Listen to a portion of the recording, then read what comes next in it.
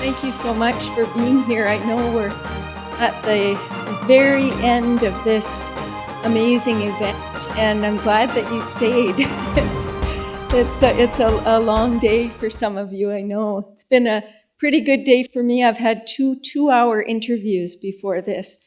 So lots of, I think we'll get lots of distance from all of this. And I'm really honored to be here. I'm very grateful to Steve, who has amazing energy and the amount of work to do something like this. I'm just in awe of it. So very grateful to be here and very privileged to meet so many like-minded, beautiful human beings. So thank you for that.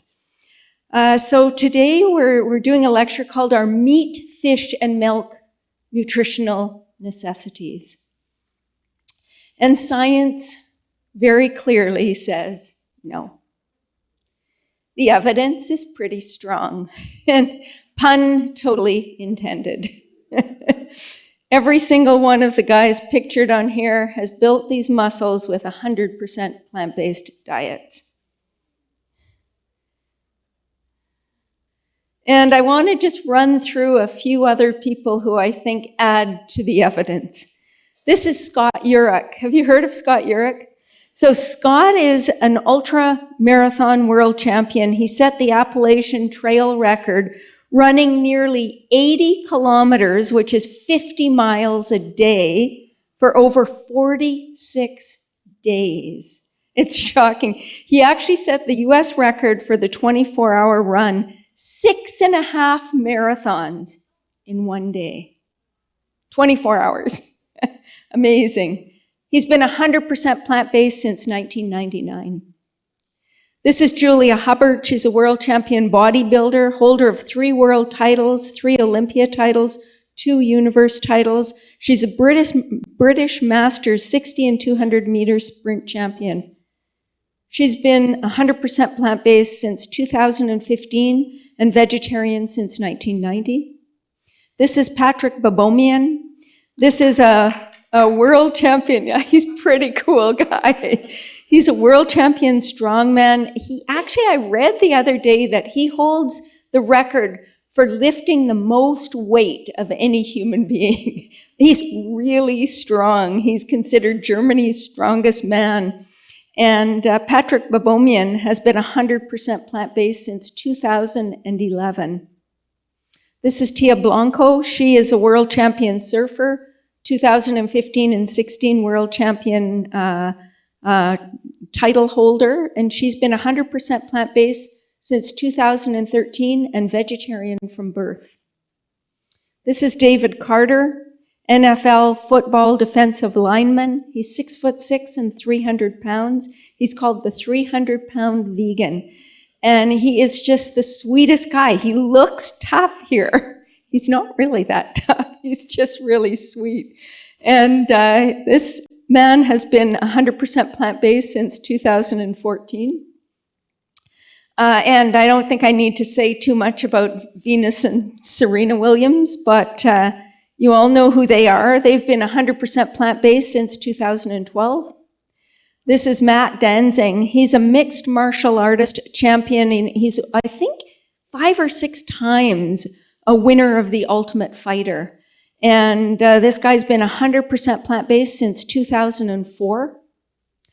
And this is Sonia Looney. She's a world champion mountain biker, 4 times US national champion, first woman to finish a 10-day race across the Annapurna in Nepal through the mountains. And I can tell you, it was grueling. And I hold up Sonia Looney. She is a passionate vegan, and she's actually one of my closest friends. She's from Arizona, but lives in Kelowna, and is just an awesome athlete. And Sonia's been 100% plant-based since 2014, and I can tell you that she told me she was really nervous about going plant-based because she was scared it would have a negative impact on her performance. And she said she was in the top 20 in the world when she became plant-based. Within 6 months, she was number 1. And this is Dr. Ellsworth Wareham, and he's not an athlete. And I'm very sad to tell you, for those of you that don't know, I just heard he passed away a couple of weeks ago. But I want to honor him. He is just an amazing man. He is a Blue Zone centenarian. He was a cardiothoracic surgeon till he was 95 years old, practicing, teaching young doctors, and he retired because, as he said, he told his family he would spend more time with them. And even this picture on the right is him at his 100th birthday party, giving a speech. And right up till he was 102, he was doing interviews on a regular basis and articulate, totally with it. And it's a great loss. But this man has been 100% plant-based since 1965, and he has been vegetarian from birth. So for the first 50 years of his life, he was vegetarian. For the second 54, he was vegan. So, yes, an amazing example for all of us. So I mentioned he was a Blue Zone centenarian, and for those of you that have been in my other lectures, we talked about the Blue Zones, but for those of you that weren't, I just want to quickly remind you about the Blue Zones. So Blue Zones are places in the world where people live sort of the longest, healthiest lives, and what really separates the Blue Zones from other areas is that in the Blue Zones, even when people get to be 90 or 100, they're still pretty productive. They're working in their gardens. Remember the story that Dan Buettner told when he was going to Okinawa to interview a 100-year-old man. He said he arrived at the home, and he sees this man walk out. The 100-year-old man was living with his 70-year-old son. He said he sees this man walk out with shorts and a t-shirt and a big shovel slung over his shoulder, and he was walking quite briskly out to the garden. So he assumed, of course, this was the 70-year-old man, and he went up to him and he said, "I'm looking for your father." And you know what I'm going to say? He said, "My father?" That was the 100-year-old man. So it's really quite something what people in the Blue Zones can do, and the walking up the mountains and at these advanced ages. Dan was saying he had a hard time keeping up with some of them on their little treks.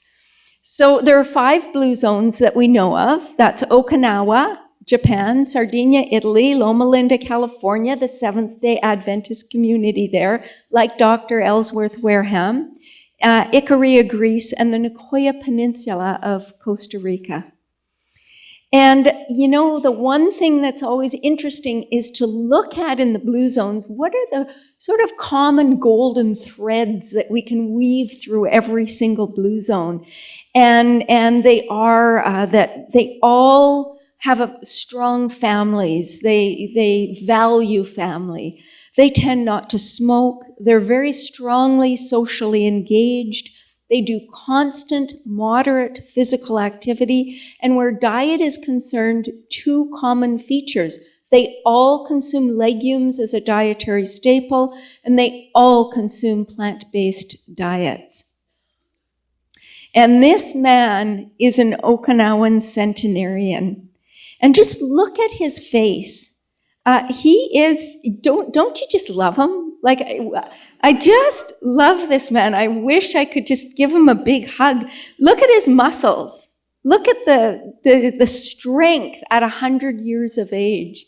It's amazing. This is what I want to be when I'm 100 for sure. That strong and vibrant. And to me, if some of the fastest, strongest, longest lived people on the planet manage without animal products, it's likely safe and adequate for the rest of us. So, you know, it's so interesting. When I was in university in the late 70s, we learned 2 things about plant-based diets. We learned that vegetarian diets were risky, should never be used for children or pregnant women. And we learned vegan diets were downright dangerous and should be used by nobody. And that was all we learned about plant-based diets, honestly. And I can remember becoming vegan, or pretty much vegan, in 1990 and being scared that I would be ousted from my profession. Because 2 of the 4 food groups were animal products. And I thought, how can I be vegan and be a dietitian?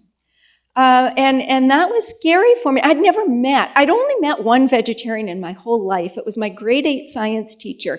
And he taught in the same school as my dad. And my dad thought, I can remember my dad saying, it's one thing that he does that to himself, but to do that to his children. Can you imagine? And so that was the thinking in those days. And I can remember as a teenager being so intrigued by this whole vegetarian thing, even though he had been the only vegetarian I had ever met. I just loved the idea of not killing animals to eat. And so it was, being a dietitian and starting to think this way, I really was worried about this, but I can tell you, I made a decision. I can remember this like it was yesterday. I remember thinking to myself, you're seeing the bigger picture. You're seeing the picture of the animals, the environment, human health even. We were making that connection for protecting against chronic diseases. And I thought to myself, if you don't have the courage to stand up for what you believe, who will? The change has to happen. And I like to be liked by people, and I was scared that I would be looked at as one of those fringy people who was just off the rocker and not a credible dietitian. So I remember saying to myself, every I will be dotted and every T will be crossed. I'm going to make sure that I know what I'm talking about. And so I spent a lot of time researching. And I do feel like I did make a difference from within the profession. And I saw the changes. And I remember, pushing the Canadian government to allow for the fortification of non-dairy milks and these kinds of things. And I can remember the first book I wrote back in 1992, the dairy industry, it was called Becoming Vegetarian. And when they realized there was a chapter called Without Dairy, they were very upset because I think we were the first dietitians to say you could survive without dairy. And they were not happy. They wrote a 45-page rebuttal to the book. They took a full-page ad out against us in our professional journal. It was quite a battle. And so there were a lot of things like that happened. But over the years, we went from saying that no, this is too risky, vegan diets are downright dangerous, to saying this. Well-planned vegetarian, including vegan diets, are healthful, nutritionally adequate, and may provide health benefits for the prevention and treatment of certain diseases. These diets are appropriate for all stages of the life cycle, including pregnancy, lactation, infancy, childhood, adolescence, older adulthood, and for athletes. This is the official position of the Academy of Nutrition and Dietetics. And I'm so proud of the Academy for having this kind of position. And the lead author on this paper is my writing partner, Vasanto Molina. And when I nominated Vasanto for the highest award offered by Dietitians of Canada, and she received that award 2 years ago. And the person that allowed the ad in our professional journal came up to her after her talk and said, I'm sorry we ever allowed that ad in our professional journal. It was wrong, and I apologize.